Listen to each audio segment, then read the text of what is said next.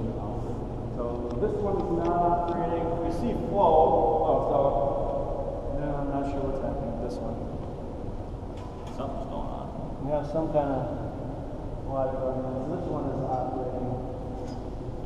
Might be the only one in this area that actually operates. But this is a nice one to look at. We have a demo unit here.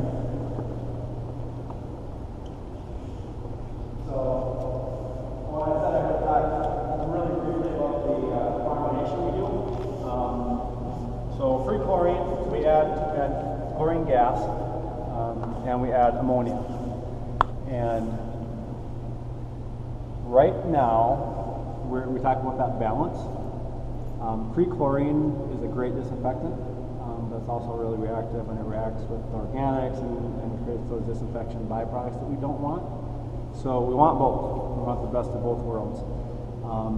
So during the winter time, and there's different calculations that go into your contact time, and you have to do log removal for crypto and GRD, and there's a whole different things, a whole bunch of things that go into this. But at about 10 degrees, between 10 and 15 degrees Celsius, we actually will change modes on our disinfection process.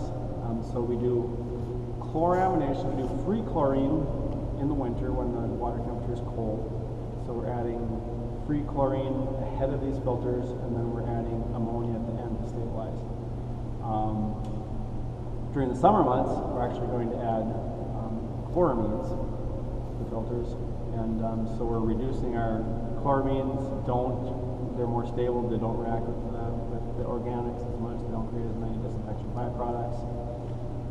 NDMA is another one that's, so there's all kinds of different byproducts that we worry about, but generally we try to balance that when we run in different modes, winter and summer, to try to get the best kill that we can for bacteria, viruses, Giardia and crypto, and then not creating too many disinfection byproducts.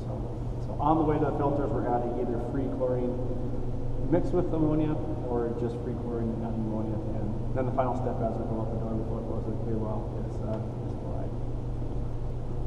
So with this is what the filters look like. It's just sand and anthracite. So we have a layer of sand, a layer of anthracite on top. So as it's kind of a final step for us, kind of final polishing the water. By the time it gets here, it's actually pretty good. It's pretty well treated. And then final step with the filters, just simply by gravity flows through. There's a false underdrain system here, collects all the water, and then after it's collected, it goes out to the other end where it's pumped by those big pumps and stuff. The filters do need to be backwashed periodically. We get a runtime out of them anywhere from 200 to 800 hours, depending on the season. 800. So we can push them pretty hard, and we do. And another balancing game we play, we actually push our filters pretty hard so we can minimize the detention time, minimize the amount of contact we have with organics and any chlorine to try to minimize our disinfection byproducts. So we push them about to their max, and so we'll alter how many filters we have online. So for the backwash, do you have surface wash and air scour? We do, yeah. So when we do a backwash, so once we get, either we have breakthrough of turbidity, or we have or organic or something break through, or we have just a set number of hours, or if we have our pressure drop is excessive between the top and the bottom. So as these filters are in use, the pores start to clog up, and you get more pressure drop across. If you get too much pressure drop, you can actually crush sand in the anthracite. So you don't want to exceed. I can't remember what the thresholds are. I don't remember where you crush, but there's a. So filter, does the head of the filter increase, or are they concentrate? They're concentrate, but they're probably a little bit of increase, but they are concentrate. So the valve, so we'll just keep opening the valve up. And backwash, yeah. So when we do backwash, we do an air scour step. So we mix air and water, and then at a low rate to begin, we bounce all the particles together, bounce everything off. During the backwash, all of this will get mixed up, and then the final step of the backwash. different phases of the backwash, or some is just air, some is air and water.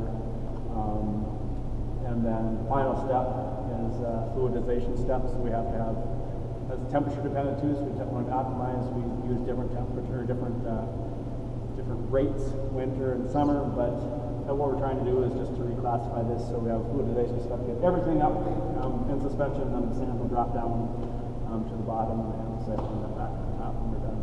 So the sand that's in these filters is the original sand. It's never changed out. It's just this sand was changed out about 5 years ago. We expect about 10 to 12 years out of it. You can see the difference. There's a huge difference between new sand and used sand.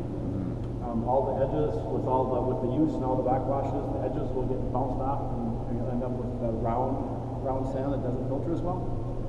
But when it's new, there's all these jagged edges and it's angular, and it filters a lot better. So we actually do have pictures under the microscope of what it looks like towards the end of its life, and keep track of it that way. Is that from around here, or is that, do you know where? Oh, this sand I think it's out of Wisconsin actually. That's where we. There's companies that mine it and produce it and sell it. Based upon the angular shapes of it, just whatever it is. Yeah, and it's so this is 45, 55. There's different sizes of sand that they'll use. The anthracite is size-wise 75. yeah, 75 to 1. He's talking about 45 hundredths of a millimeter to 55 hundredths of a millimeter. And the anthracite gets up close to about a millimeter. Yep. Now, I think this comes. We got this from the stores, this from all those guys, but there's different companies.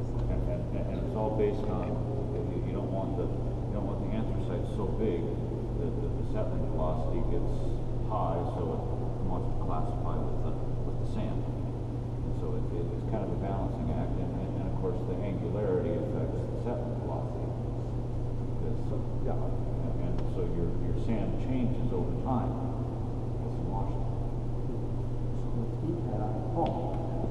We actually devise these little things where we actually will watch backwashes. So when we're looking at different temperatures and how round the sand is, how it's settling, actually we'll use this little homemade device to see the effectiveness of a backwash and if we're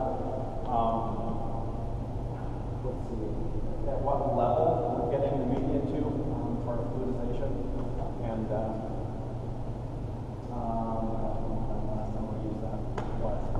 it is something we do use. We watch the turbidities at the end of the backwash, which kind of how much backwash do. The cleaner you make the filters, the less effective they are up front, or they start to plug up a little bit. So we'll clean them until they're pretty clean, and then we'll actually filter to waste until the filter is making good water. So. There's no such thing as resting on one's laurels. Our operators are always busy. That's an ultrasonic level. Yep. So that the water level of the filter is just recorded by that device and sent to the computer, so that they know if the water level of the filter starts to get up. That can cause a problem. That might be a manifestation of the problem. That's it. We worked our way back around to where we started.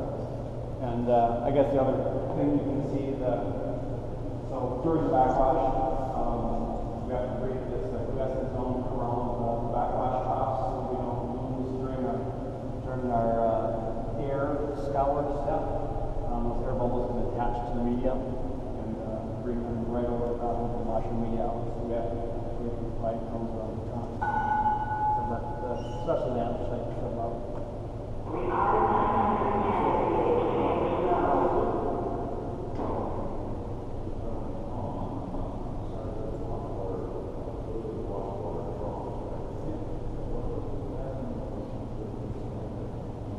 So that's our little guys on the side. That's our air scour that keeps our anthracite trapped in the air. Keep that in the top.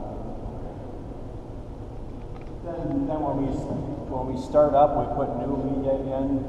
For a fair while, we'll have some fines washing out, so we'll lose a little lose a little bit of media, and we keep measurements on our media too to know if we've lost things. So that is basically what we do. Been doing it for a while. Basically. Yeah. So underneath this is a whole, and that's a busy place right now with all the construction, but there's, all of these tanks we've looked at are all connected with huge pipes. So there's a huge pipe gallery below us, additional meters. And, the Google Maps picture, the street view shows about 3-4 vehicles in the lot across the street. oh, yeah. But all the rest of the vehicles in construction. Yep. Yep. So it's a really busy time here right now. All the construction going on. So we'll have this construction project wrap up, and then after our pilot study is done, we'll get results back from that. And our next project will start up in another year and a half or so. And their advanced isolation. We'll probably spend a couple of years processing. That's a fun place. Actually, it's fun to be working with surface water because it's always changing. There's always something going on. There's new As challenges. opposed to a groundwater source, which, it comes out of the ground and this hardness and this temperature, this pH, and so on. 12 months out of the year. Yeah, pretty consistent. Have you seen much change in the source water over like decades since this has been here? So one thing that we've seen change is chlorides. So drinking water standards are 250, so we're not even anywhere near that. Really low generally, but with